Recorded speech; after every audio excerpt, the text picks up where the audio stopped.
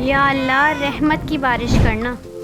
सलीम को अब तक घर आ जाना चाहिए था, पता नहीं कहाँ रह गए।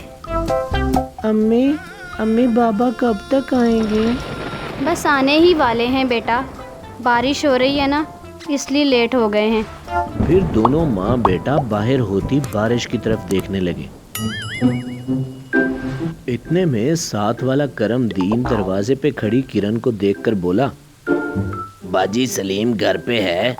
नहीं, वो तो सुबह सुबह ही साथ वाले गांव चले गए थे बैलगाड़ी लेकर। रात होने को आई है मगर अभी तक नहीं आए।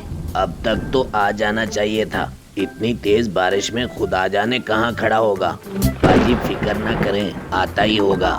इतनी तेज बारिश में बैल भी भला कहाँ तेज चलते हैं, इसलिए देर हो गई होगी। इतने में गांव में सायरन बजने की आवाज आने लगी। सभी लोग अपने अपने घरों के सामने रेत की बोरियां लगा लें, बारिश की वजह से गांव में बाढ़ आने का अंदेशा है। ये सुनकर तो जैसे किरण के पैरों से जमीन ही निकल गई। उसे अब समीर की और भी फिक्र होने लगी थी और इसी फिक्र में तेज तेज चलती हुई करमदीन के घर आई, जो कि घर के दरवाजे के आगे बोरियां लगाने में लगा हुआ था। अरे भाभी, मुझे बुला लेती आप, इतनी बारिश में यहाँ क्यों आई? सलीम अभी तक घर नहीं आए, मुझे बहुत फिक्र हो रही है। उन्हें तो ये भी नहीं पता कि बाढ़ आने वाली है। फिक्र तो अब मुझे भी होने लगी है भाभी। अगर और थोड़ी देर तक सलीम ना आया तो मैं खुद उसे ढूंढने के लिए जाऊंगा। दूसरी तरफ गांव के सभी लोग रेस्टोरेंट में बैठे टीवी पर मौसम का हाल सुनने में मसरूफ थे। इस बार तो लगता है मूनसून टाइम से पहले ही शुरू हो गया है। अगर इस बार भी बंद टूट गया तो पूरे गांव में फिर से बहुत नुकसान होगा।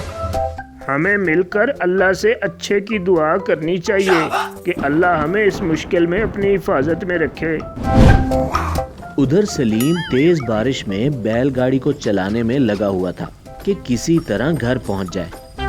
शाबाश मिट्ठू, जोर लगाओ, हमें जल्दी घर पहुंचना है। मिट्ठू बेचारा जोर तो बहुत लगा रहा था मगर पानी इतना ज्यादा था कि उसका बस नहीं चल रहा था। दूसरी तरफ गांव में पानी भर जाने की वजह से सभी लोग अपना अपना सामान लिए गांव के साथ वाली ऊंची पहाड़ी की तरफ जाने लगे। किरण बेचारी अपने बेटे हारून के साथ घर के दरवाजे में खड़ी लोगों को जाते हुए देख ही रही थी कि इतने में सलीम भी बैलगाड़ी लिए पहुंच गया। सलीम को देखकर किरण और हारून की जान में जान आई। इतने में करमदीन अपनी बैलगाड़ी पे घर का सामान रखे वहां से गुजरा।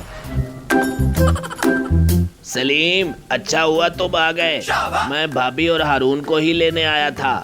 हम सब वो गांव के साथ वाली ऊंची पहाड़ी की तरफ जा रहे हैं। तुम भी इन्हें लेकर हमारे पीछे आ जाओ। बहुत बहुत शुक्रिया करमदीन भाई, आप चले, हम भी आ रहे हैं। ये कहकर सलीम ने पैक किया हुआ सारा सामान बैलगाड़ी पे रखा और किरण और हारून को लेकर ऊंची पहाड़ी की तरफ चल पड़ा। सारी रात पूरे गांव ने उसी ऊंची पहाड़ी पे गुजार दी। हम गवर्नमेंट की तरफ से आपकी मदद के लिए आए हैं। सब अपने अपने घरों की छतों पे आ जाएं। कश्ती में बैठकर रेस्क्यू टीम के कारिंदे इधर उधर देखते, आवाजें लगाते चलते जा रहे थे।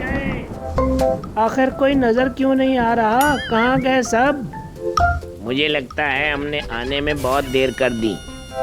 अगर ऐसा होता तो कम से कम पानी में कोई डूबा हुआ नजर आ जाता, मगर ऐसा नहीं है। यहाँ तो कोई भी नहीं है। रेस्क्यू टीम बोट लिए पूरे गांव के चक्कर लगाते हुए जब उस ऊंची पहाड़ी के पास पहुंची तो सभी लोग खुशी से नाचने लगे और शोर मचाकर उन्हें अपनी तरफ बुलाने लगे। अल्लाह का शुक्र है इस बार कोई जानी नुकसान नहीं हुआ।